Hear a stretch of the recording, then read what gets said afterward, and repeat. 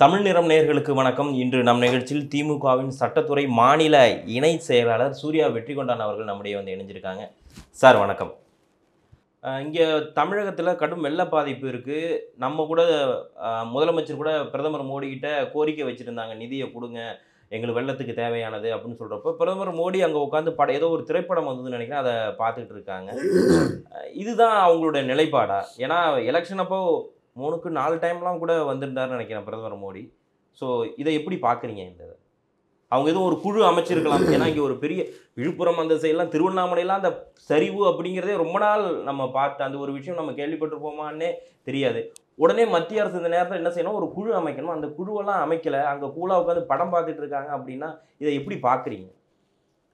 நீங்களாம் எப்படி பார்க்குறீங்க? நல்ல ஒரு தமிழனா உங்கள் உணர்வுலாம் எப்படி இருக்குது? வருத்தமாக இருக்குது. அதுதான் எனக்கும். ஆனால் வெக்கமாக இருக்குது. என்னென்னா இன்னமும் நம்ம அந்த ஒன்றிய அரசுக்கு கட்டுப்பட்டு சுயமரியாதையோட மாநில சுயாட்சின்னு பேசிக்கிட்டு இன்னமும் இந்திய அரசோட நாம் பங்கெடுத்துகிட்டு இருக்கோம் பார், அதை நினச்சி வெக்கமாக இருக்குது. இங்கே அவன் புயல் வந்து பணத்தை அடிக்கிட்டு படுத்து கிடக்குறான். அந்த ஆள் ஒரு சினிமா படத்தை பார்த்துட்டு படுத்து கிடக்குறான். எதிர்கட்சி தலைவர் சுட்டதை டிவியில் பார்த்தோம்மா, இந்த ஆள் சினிமா பார்த்துட்டு படுத்து கிடக்குறாரு. இவ்வளோதான். அப்போ நம்ம நிலமெல்லாம் என்ன ஆகுன்னு பாரு. இப்பயும் சொல்கிறேன், தமிழனுக்கு உணர்வு சூடு சொரணம் இருந்தால் ஆள பிறந்த தலைவர்கள் யாருன்னு அடையாளம் கண்டுபிடிக்கணும்.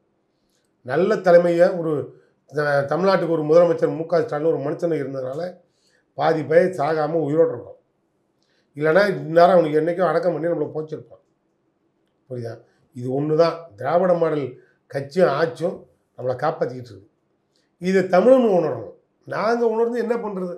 எங்களை பாத்தியான்னா பார்த்து தான் நாங்கள் என்ன பண்ணுறது? இல்லை, அவங்க நிதி அப்படிங்கிற ஒரு விஷயம் வந்தாலே அவங்க சொல்கிறாங்க, நாங்கள் ஏற்கனவே ஒரு வெள்ள நிவாரணத்துக்கு 5000 கோடி கொடுத்துருக்கோமே, அதை அவங்க ஒழுங்காக யூஸ் பண்ணலையே அப்படிங்கிறதான சொல்லுவாங்க. முன்னாடி அப்படி தானே சொன்னாங்க. 5000 கோடி எது கொடுத்தீங்க? மொத்தமாக கொடுத்துருக்கோம் அப்படின்னு சொன்னாங்கல்ல. மொத்தமாக அதுதான் எதுக்கு கொடுத்தீங்கிறத கேட்கணும். ஓகே, 5000 கோடி எதுக்கு கொடுத்தீங்கிறோம். நீங்கள் எங்கிட்ட எத்தனை கோடி வாங்கிட்டு போனீங்க? அந்த டேட்டாவை இங்கே உட்காந்து பேசு. உங்கள் பிரைம் மினிஸ்டர் நீங்களும் இங்கே பொறுப்பு வாங்க. 15th ஃபினான்ஸ் கமிஷனில் என்னெல்லாம் ரிப்போர்ட் வந்திருக்குங்கிறத எடுப்போம். எத்தனை வருஷம் நாங்கள் போராடி இந்த மெட்ரோ ரயிலுக்கு கூட போராடி தான் அந்த பணத்தை வாங்கியிருக்கோங்கிறது தான் உங்களுக்கு நல்லா தெரியும். இப்போ கூட நீங்கள் மும்மொழியை கொள்கையை ஏற்றுக்கிட்டா தான் நான் பணமே அனுப்புவேன்னு சொல்லி எங்களை மாட்டிக்கிட்டு இருக்கீங்க. வாத்தியாருக்கு சம்பளம் கொடுக்க முடியாமல் நாங்கள் தவிச்சிட்டு இருக்கோம். இதெல்லாம் வெளியில் சொல்ல ஆரம்பிச்சோன்னு வச்சுக்க, தமிழ்நாடு இந்தியாவோட இருக்குமாங்கிறதே டவுட் ஆகிடும். இதற்கு நடுவில் வந்து விஜய் வந்து பனையூரில் கூப்பிட்டு பாதிக்கப்பட்டவங்க எல்லாருக்குமே வந்து நிவாரணம் கொடுத்துருக்காங்க. வழக்கமாக வந்து பாதிக்கப்பட்ட இடத்துக்கு தான் வந்து அரசியல்வாதிகள் எல்லாருமே போவாங்க, திமுகவை சேர்ந்தவங்களோ அதிமுகவை சேர்ந்தவங்களோ. ஆனால் பார்த்தா அவர் வந்து பாதிக்கப்பட்டவங்கள ஒரு பஸ்ஸு வச்சு கூப்பிட்டு வந்து ஒரு 300 பேரை கூப்பிட்டு உட்காந்து வச்சு பேசி கொடுத்துரு. என்ன சொல்லியிருக்காருன்னா, நான் அவங்க கூட நேரடியாக வந்தேன்னா இவ்வளோ தூரம் பேசியிருக்க முடியுமான்னு தெரியல, ஆனால் இப்போ நான் அவங்க கூட ரொம்ப நேரம் உட்காந்து பேசுகிறேன் அப்படின்னு சொல்கிறாரு விஜய். இதை எப்படி பாருங்க, புதுசாக இருக்குது இந்த நிவாரணம் கொடுக்குற இதே. இதுக்கெல்லாம் என்ன விளக்கம் கொடுப்பேன்னு நீங்கள் எதிர்பார்க்குறீங்க? அது என்கிட்ட வந்து கேட்குறீங்களே, நான் ஏட்டிக்கு போட்டியாக பேசுகிற ஆள். நீ எதையாவது என்னை பேசி என்டையும் சிக்கலில் விட்டுருவேன், நீ அங்கேயும் என்னை மாட்டி விட்றேன். நான் கேட்குறேன், நாங்கள் வந்து பாடிக்கு மாலை போட தான் ஓடு தேடி போவோம். இது எந்த பாடினே எனக்கு தெரியலை. நான் அது என்ன அரசியல் பாடியா இல்லை டெட் பாடியா இல்லை எடப்பாடியோட மோசமான பாடியாக இருக்குது. எல்லா பள்ளியும் அங்கே ரோட்டில் பிச்சை எடுத்துக்கிட்டு இருக்கான்னா எல்லா பள்ளியும் இங்கே கூப்பிட்டு நான் இங்கே கொடுக்குறேன், நீ இதை வாங்கிட்டு போன்னு சொன்னால் அதையும் வாங்கிறதுக்கு தமிழன் திறந்தாந்து போகிறான் பாரு. அதான் எனக்கு வெக்கமாக இருக்குது. கொஞ்சம் சூடு சொரணம் இருந்தால் அவர் என்ன புட்டபர்த்தி சாய்பாபாவா சொல் தேடி போகிறதுக்கு? அந்த புட்டபர்த்தி சாய்பாபா சென்னையில் இன்றைக்கி பாதி பேர் தண்ணி குடிக்கிறான்னா அவரை தேடி போய் எங்கள் முதலமைச்சர் கையேந்தி நின்னார். நிற்கிறதுக்கு முன்னால் சென்னை வாழ் மக்கள் என் மக்கள்னு சொல்லி பணம் கொடுத்தாரு. அந்த மாதிரி இது என்ன புட்டபர்த்தி சாய்பாபாவா? தெரியாமல் கேட்குறேன். இது ஏதோ கட் அவுட்டு கேஸு. இதை போய் இவர் பெரிய மனுஷன்னு வேற இவ்வளோ டீப்பாக கேள்வி கேட்டு என்னை மாட்டி விட்றேன். நான் தான் சொல்லிட்டேன், இது என்ன பாடின்னு தெரில, ஒரு 6 மாதம் கழித்து அடக்கம் பண்ணுவோம் விடு. இல்லை, ஏன்னா பொதுவாக சொல்லுவாங்க, ஜெயலலிதா அவர்களை வந்து விமர்சனம் வைக்கும்போது மாளிகையில் இருக்கக்கூடிய மாடப்புறா அப்படின்னு வந்து சொல்லுவாங்க. அதே மாதிரி பனையூரே தன்னுடைய கோட்டையாக நினைத்து அங்கே வச்சு எல்லாருக்கும் ஒருவேளை அந்த மாதிரி ஒரு திட்டத்தை ஒரு கையில் எடுக்கிறாரா விஜய்? அதனால் கேட்குறேன். இறுதி முடிவு ஜெயலலிதாவுக்கு என்னவோ அது மாதிரிலாம் விஜய்க்கு வரும். புரியுதா இல்லையா? இங்கெல்லாம் ரொம்ப உணர்வு புரிதல் இல்லாமலாம் இங்கே அரசியல் பண்ண முடியாது சார். தமிழ்நாட்டு மக்கள்லாம் வந்து முன்ன மாதிரி கிடையாது. கேரளாக்காரன் ஒரு முறை சொன்னான், எல்லா உங்கள் முதல்வர் எங்கே தேடுறீங்கன்னா தமிழ்நாட்டில் மட்டும்தான் தேட்டரில் போய் தேடுறானுன்னா கேரளாக்காரன் நம்மளை பார்த்து கிண்டல் பண்ணுறான். தமிழ்நாட்டில் மட்டும்தான் போய் முதல்வர் எங்கன்னா சினிமா கொட்டாயில் தேடுவான்னு. அந்த காலம்லாம் மலையேறிடுச்சு. இன்றைக்கி அதை தாண்டி அட்வான்ஸாக நம்ம வந்துட்டோம். அதனால் இனிமேல்லாம் வந்து சினிமா நடிகர்லாம் இங்கே வந்து உட்காந்து அரசியல் பண்ணி நின்று களத்தில் நின்று ஊன்லாம் வசனம் பேசி ஒன்றும் பண்ண முடியாது. அப்படிலாம் பார்த்தா 10 பைசா எனக்கு இல்லைனாலும் பரவாயில்ல, சம்பாரித்த சொத்தெல்லாம் உனக்கு கொடுத்துட்டு போகிறேன்னு சொன்ன விஜயகாந்துக்கே தமிழ்நாட்டு மக்கள் என்ன தண்ணி காட்டுச்சுன்னு தெரியும். ஓகே, அவருக்கு இதெல்லாம் வேஸ்ட்டு சார். ஸோ இப்படி பார்த்தீங்கன்னா முதல்ல ஒரு தேர்தல் வந்து நிற்க சொல்லுங்கள். இதை விட அண்ணாமலை ஆட்டம் அதிகம். ஐபிஎஸ் அண்ணாமலை இன்னைக்கு ஆட்டை பிடிச்சிட்டு ரோட்டில் வெட்டி ஊருக்கு அனுப்பிட்டானுவோம், பிரியாணி போட்டு தின்னுட்டானுவோம். இப்போ லண்டன் போயிட்டு வந்திருக்காரு. ஆமாம், இப்போ கூட சொல்லியிருக்காரு படிக்க போனோன்னு. ஒழுங்காக படிச்சிருந்தா தமிழ்நாட்டில் அரசியலில் பாஸ் பண்ணியிருக்கலாம். புரியுதா இல்லையா? ஃபெயிலாகி போனதுனால தான் திரும்பி லண்டன் போய் படிச்சுட்டு இருந்திருக்காரு. இனிமேலாவது நான் சொல்கிறேன், திராவிடத்தை சீன்றதை விட திராவிட புத்தகத்தை படிக்க சொல்லுங்கள் அண்ணாமலையை. திராவிட புத்தகத்தை படித்தாலே தமிழ்நாட்டில் ஏதேனும் ஜெயிக்கிறதுக்கு வாய்ப்பு இருக்கான்னு முயற்சி பண்ணலாம். அதை விட்டுட்டு எதுக்கு லண்டன் போய் புத்தகம் படிக்கணும்? அது அவசியம் இல்லாத ஒன்று. அதை விட இதெல்லாம் அரசியலில் ஒரு அறவேக்காடு. Actor விஜயெல்லாம் எடுபடாத case. இனிமேல் பேசி என்ன பிரயோஜனம்? நான் தான் அப்பயே சொல்லிட்டேன்.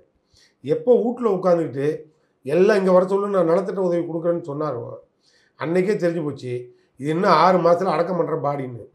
ஓகே, அந்த அரசியல் கட்சி நீ ஒன்றே விஜய்ன்னு சொல்லிடாத, மம்பளை மாட்டி விட்டு கூடாது. அந்த கட்சி அடக்கம் பண்ணுற கட்சின்னு தெரிஞ்சு போச்சு. விட்டுரு, நான் 6 மாதம் டைமு.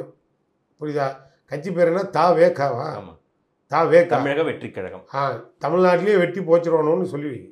ஓகே சார், சீமான் அவருக்கு வந்து சொல்கிறாங்க என்ன அப்படின்னா, நாங்கள் வந்து எதிர்த்து கேள்வியே கேட்கக்கூடாதுன்னு சொல்கிறாங்க. டாக்டர் ராமதாஸ் ஐயா ஒரு கேள்வி கேட்டால் அதைக்குமே இல்லை அவர் பாட்டுக்கு எழுதிட்டு இருப்பார் அப்படிங்கிறத சொல்கிறாங்க.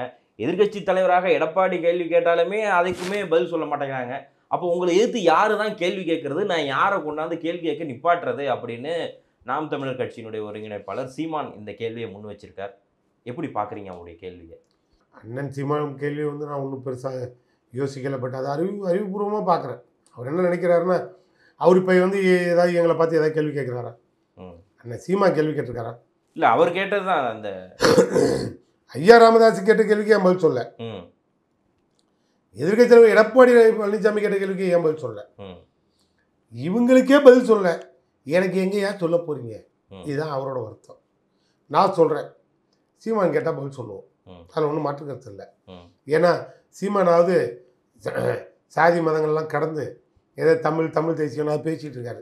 ஆனால் அவர் தமிழ்நாட்டு சுதந்திரத்துக்காக போகிறார்ல, அவர் தமிழில் சுதந்திரத்துக்காக போராடுறாரு. ஓகே, அதுக்காக பதில் சொல்லலாம். என்ன அவங்க இவங்களுக்கு ஏதேனும் ஒரு தகுதின்னு ஒன்று இருக்கணும் சார். இங்கே மக்களை ஏமாத்துறதுக்கு ஒரு நாடகம் ஆடுற மாதிரி சொந்தத்துக்காக ஒரு பிள்ளைய பதவி கொண்டு வரணும், பொண்டாட்டியை பதவி கொண்டு வரணும், மச்சான பதவி கொண்டு வரணும், இதுக்காக ஒரு அரசியல் கட்சி ஆரம்பிக்கணும், இதை அடமானம் வச்சுட்டு வசூல் பண்ணணும், திரும்பி அதை எடுத்து கண்டினியூ பண்ணணும், ஜாதி கட்சின்னு ஜாதிகளுக்கு செய்கிற மாதிரி ஒரு ஃபோக்கஸ் பண்ணி அதை தூக்கி கையில் ஆயுதமாக பயன்படுத்தணும், மதத்தை கையில் எடுத்து ஆயுதமாக பயன்படுத்தணும். இதெல்லாம் ரொம்ப நாளைக்கு மக்கள்கிட்ட எடுப்படாது. இதில் எதுலையாவது திமுக கமிட் ஆகிருக்கா சொல்லு. எங்கள் கட்சிக்கு மத சாயம் பூச முடியுமா? இல்லை. ஜாதி சாயம் பூச முடியுமா? என்ன சாயம் தான் எங்களுக்கு பூசுவீங்க? ஒன்றும் கிடையாது. வாரிசுங்கிற ஒன்று சொல்லுவாங்கன்னு நினைக்கிறேன். அதெல்லாம் அது அவர் கலைஞருக்கு வாரிசாக இருக்கிறதுனால கோபாலபுரம் வீட்டில் பங்கு கொடுக்குறதா சொன்னானுவோம். அது எழுதி கொடுத்துட்டாரு பொதுமக்களுக்கு. ஓகே, சொத்து இருந்தால் அவங்க பிள்ளை கொடுத்துருப்பாரு, இவருக்கு சொத்து இருந்தால் அது அவர் உதயநிதி கொடுப்பாரு. ஓகே, அந்த வாரிசுங்கிற முத்திரை எங்கே விடுதுன்னா அது அரசியல் வாரிசு. அதுக்கு யார் அங்கீகாரம் கொடுக்கணும்? பொதுமக்கள் கொடுக்கணும். புரியுதா இல்லையா? பொதுமக்கள் கொடுத்துட்டாங்க, அதனால் அவர் எம்எல்ஏ ஆகிட்டார். இனிமேல் அது எடுபடாது. அது அரசியல் வாரிசு தான். எல்லாரும் அரசியல் வாரிசு. எடப்பாடி யார்? எம்ஜிஆர் வாரிசும் பாரு. பன்னீர்செல்வம் யார்? ஜெயலலிதா வாரிசும். இது எல்லா கட்சியிலையும் வாரிசும் போ. ஓகே, நாங்கள் என்ன 2 வாரிசுக்கு வித்தியாசம்னா, நாங்கள் இனிஷியல் உள்ள வாரிசு, அது இனிஷியல் இல்லாத வாரிசு. இவ்வளோதான் வித்தியாசம். இனிமேல் இந்த வாரிசு அரசியெல்லாம் எடுப்படாது. இதெல்லாம் கடந்து நீ ஒன்று வா, ஒரு சப்ஜெக்டுக்கு வரணும். ஐயா ராமதாஸ் வந்து யாரை வச்சு அரசியல் பண்ணுறாரு? தமிழ்நாட்டில் இருக்க ஒட்டுமொத்த மக்களுக்கான அரசியல்வாதியா சொல்லுவீங்களா? தமிழின போராளியா சொல்லுவீங்களா? இல்லை சுதந்திர போராட்ட தியாகியா சொல்லுவீங்களா? நான் கேட்ட கேள்வி எதுக்காக நீ பதில் சொல்கிறியா? ஒன்றும் கிடையாது. அவர் ஒரு சாதிக்கு தலைவர், சாதிக்க பிறந்த தலைவர் இல்லை, ஒரு சாதி தலைவர். இவ்வளோதான். அவர் அடுத்த ஜாதிக்காரனை பார்த்து ஒரு 10,000 ஓட்டு கூட இல்லாத, 10,000 பேர் கூட இல்லாத முதல்வர் ஓன் ஜாதி ஓங்கிட்ட நான் வந்து கையேந்தணுமான்னு ஒரு ஜாதி வெறியை தூண்டி விடுற ஒரு சாதி வெறியர். அவருக்கு போய் என்ன நீங்கள் அவர் எப்படி வந்து வேறு வேலை இருக்குதுன்னு மதித்து போய் முதலமைச்சர் பதில் சொல்லுவார்? நீங்கள் மக்களுக்காக இறங்கி அவருக்கு என்ன கோயம்புத்தூர் கவுண்டருக்கு கவலைப்படுறாரா? ராமதாஸ் தேவருக்கு கவலைப்படுவாரா? கவுண்டரு தேவர் இல்லை பட்டியலனா எதுக்காவது அவர் கவலைப்படுறாரா? அவருக்கு தேவை வன்னியர். வன்னியர் மட்டும் தான் பிரச்சனை. அவர் வன்னியர்களுக்கு பாதுகாப்புனார், மன்னிக்கணும், வன்னியர்கள் எல்லாரும் அவரை பாதுகாக்கிறாங்க. இவ்வளோ தான் அவரோட அரசியல். அதுக்கு மேலே ஒன்றும் கிடையாது. எதுக்கு தேவையில்லாமல் ஒரு ஜாதி கலவரத்தை உருவாக்குற ஒருத்தருக்கு போய் பதில் சொல்லுவானே? அதனால தான் எங்கள் முதல்வர் அவருக்கு வேலை இல்லை, வெட்டி இல்லை, போக சொல்லியான்ட்டு போயிட்டார். அர்த்தம் இதுதான், நீங்கள் புரிஞ்சுக்கிங்க. ஓகே சார், இந்த நேரத்தில் இணைந்து ஏன்னா நிறைய விஷயங்கள் பேசணும், அதுக்கு எல்லாமே பொறுமையாக பதில் சொன்னீங்க. இந்த நேரத்தில் இணைந்து உங்களுடைய கருத்துக்களை வழங்கியமைக்கு மிக்க நன்றி சார். நன்றி சார்.